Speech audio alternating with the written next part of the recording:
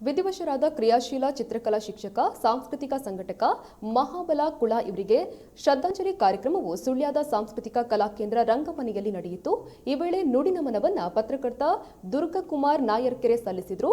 ಕಾರ್ಯಕ್ರಮದಲ್ಲಿ ರಂಗ ನಿರ್ದೇಶಕ ಜೀವನ್ ರಾಮ್ ಸುಳ್ಯ, ಹಿರಿಯ ಚಿತ್ರಕಲಾ ಶಿಕ್ಷಕ ಎಂಎಸ್ ಪುರುಷೋತ್ತಮ, ಚಿತ್ರಕಲಾ ಶಿಕ್ಷಕ ಶ್ರೀಹರಿ ಪದ್ಯೋಡಿ, ಚಿತ್ರಕಲಾ ಶಿಕ್ಷಕ ಪ್ರಸನ್ನ ಐವರ್ನಾಡು ಸೇರಿದಂತೆ ಅನೇಕರು ಉಪಸ್ಥಿತರಿದ್ದರು.